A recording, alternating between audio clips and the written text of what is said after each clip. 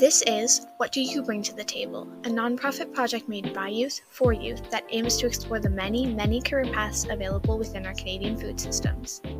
By interviewing industry leaders across the country, we get a first-hand look at the various existing and emerging agri-food career opportunities, with a particular focus on equity and sustainability. We want to thank the Catherine Maxwell Meighen Foundation, the Peterborough K.M. Charitable Foundation, and the R. Howard Webster Foundation. Please visit our website www.youthandfoodsystems.ca and sign up for our free monthly e-newsletter to stay involved. You can also find us on Instagram, Facebook, and YouTube. Links to those are on our website. If you like what we are doing, please drop a like, review, or comment, or consider donating to help us continue our youth-driven work. Thanks for listening! This is episode 1, Irene, Matthew, and Darcy Smith. Hi everyone, I'm Irene. I'm a youth interviewer for Season 4 of the Youth and Food Systems interview series. I'm here with Darcy Smith, who is the BC Program Manager of the Young Agrarians program. Welcome, Darcy. Thank you so much, Irene, for having me. I'm really excited to be here today to talk a bit about Young Agrarians and the work that I do. Okay, well, that is really nice to hear. So let's get right into it. Can you tell us more about the Young Agrarians program? Of course. So Young Agrarians is an educational resource network for new and young farmers. It was founded in 2012 really to support people who were looking for resources and tools to get into farming, do so. We are grassroots across Canada with programs in BC and the prairies. And our whole goal is to grow the next generation of farmers and food lovers in Canada. We do that by getting people interested in farming online. We collect resources, do education online events, webinars, put out resources of our own. We've got a really vibrant social community on our blog and on social media. And then we have events in person as well as online, so people can get out onto farms and connect with other farmers, learn from each other. Then we have on-farm training as well through the Young Agrarians Apprenticeship Program. Once farmers are ready to access land, we have land access supports in BC, that's the BC Land Matching Program. And then mentorship as well. Once farmers have started a farm business, mentorship to help them grow and thrive as farmers. So from the moment you're interested in getting into farming through to starting and running your business, Young Agrarians is there at every step of the way to support. Okay, well, that sounds really interesting. So why did you choose this career?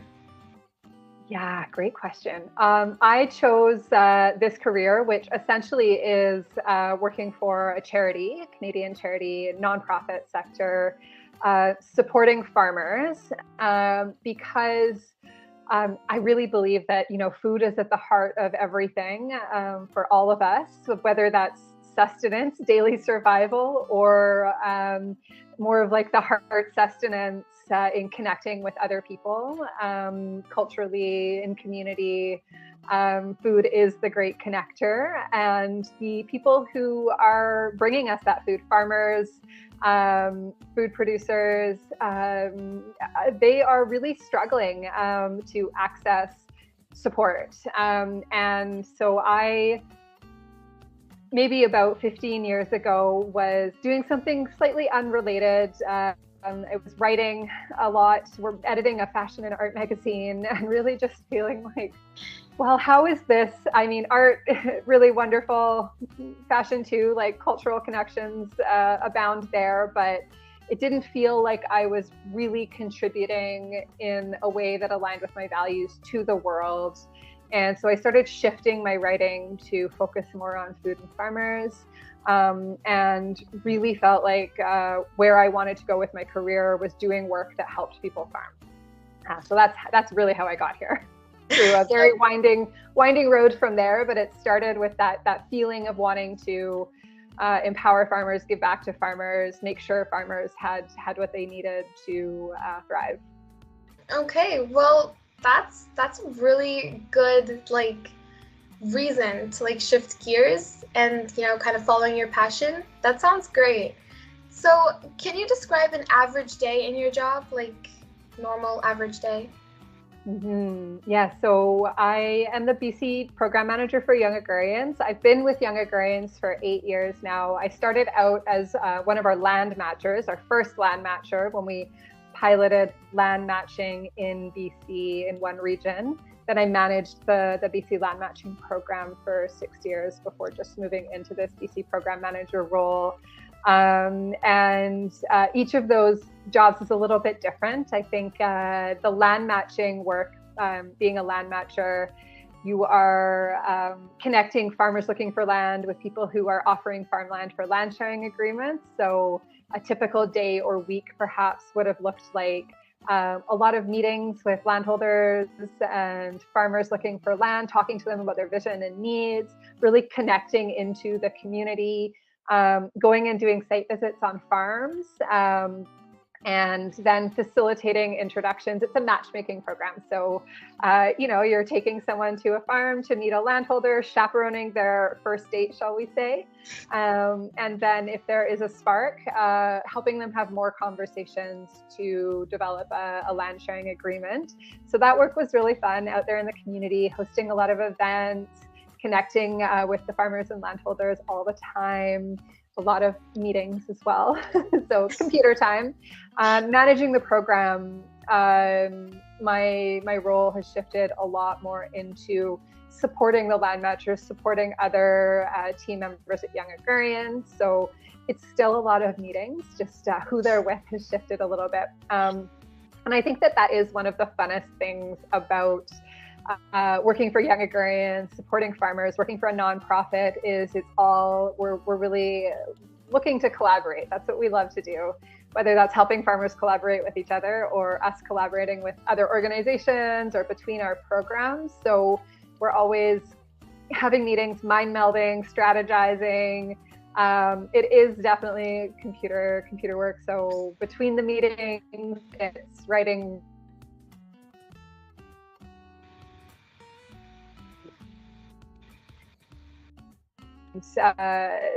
other things like that. So spreadsheets sometimes too. I don't know if that answers the question. Okay, so what is your favorite part of the job? I think I maybe started to touch on that, but it really is the connections that we get to make. Particularly, I live on occupied, unceded Musqueam, Squamish and Tsleil-Waututh territories in the Lower Mainland, in an urban environment in so-called Vancouver. But I've gotten to spend through this work time in many different communities around the province of BC, connecting with farmers, landholders, connecting with the land. It's really enabled me to get to know this area of the world in a way that I never would have been able to otherwise. And I've left my heart in all sorts of little corners of the province by now. And I think that has really been such a joy, really not something that every job offers you, this opportunity to get to know people in so many different places, so many different walks of life, and connect with them and the land as well. Okay, so we talked about your favorite part of the job. Now, what do you find most challenging in your job, like in your role? Yeah, the most challenging thing about my role, about the work that Young Agrarians does is if we had a magic wand and we could solve some of the big sector issues that are facing farmers, like that would be a dream come true. The problems are bigger than us. They're bigger than any one organization, any one farmer, any one place in the country. And I think it can feel hard to see the scope of the challenges that farmers are facing and to hear stories from a lot of farmers about those challenges, whether that's with water access or running the challenges that come with running a farm business.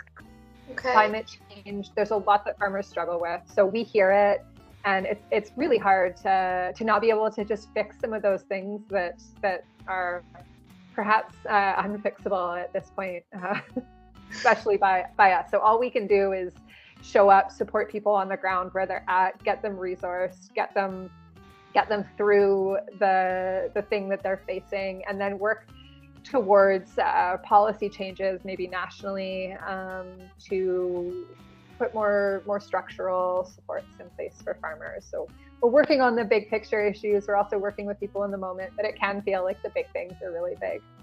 Okay, well, you've definitely got some great ideas. So I would say keep working on them because it sounds really exciting. So on to the next question. What do you hope to accomplish with your job?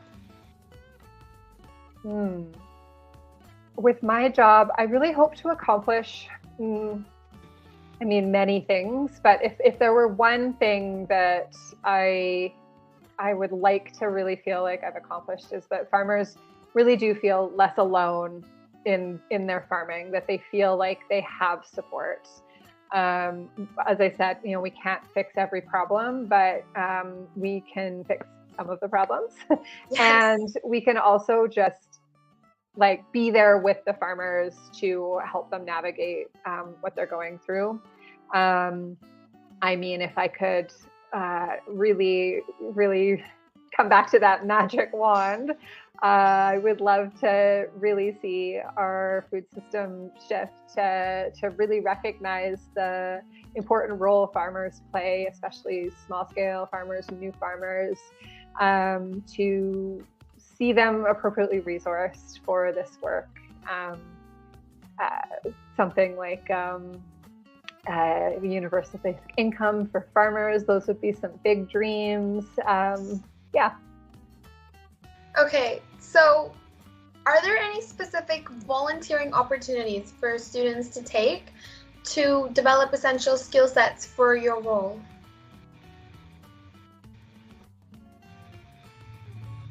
For a role like mine, it's a lot of computer work. It's a lot of I think networking would be the most valuable thing that I would suggest. I don't know if that's maybe a volunteer opportunity so much as something a student could do at every step of the ways, like connect with people in the sector that they want to work in. If they want to do this kind of program management work for a nonprofit, is really find the community that they want to serve, figure out who the players are, show up at events, build relationships.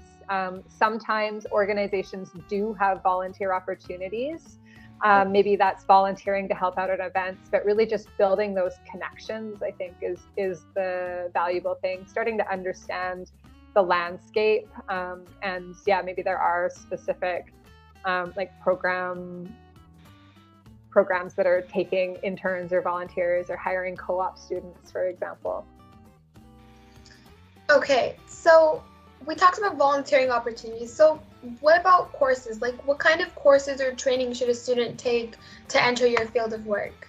I think for supporting agriculture, understanding agriculture is huge. So this might tie back to volunteering, actually. People might find volunteer opportunities on farms. But in terms of courses or training, something to do with agriculture. There are many different programs across the country that offer training in sustainable agriculture, in food systems more broadly, that would tie really well into this kind of work that would help someone understand the landscape, the problems, the opportunities, and would offer some of those volunteering and networking opportunities with organizations as well. Okay, well, that sounds interesting. So last question, where can we find out more about the Young Agrarians program? Folks can check us out at youngagrarians.org online. There's so much to explore on our website. You can follow us on social media, Instagram at Young Agrarians, Facebook, Young Agrarians. I think somebody might have started a TikTok for us today. So maybe look for us there. But our website really is the place to go check out, see what's happening in your community, come out to an event. We have events happening year round, online and offline. There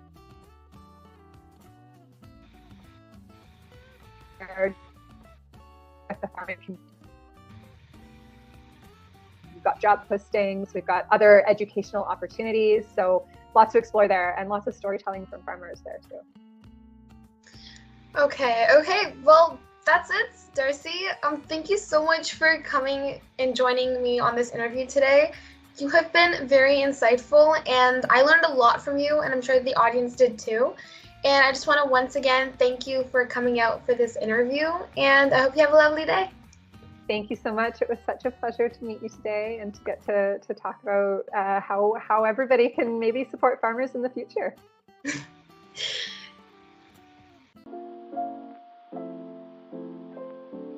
We hope you enjoyed this episode of What Do You Bring to the Table, a project of Seeds of Diversity's Youth and Food Systems program.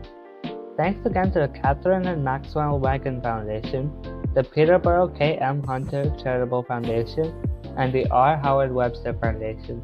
And of course, thanks to you for listening. See you again soon.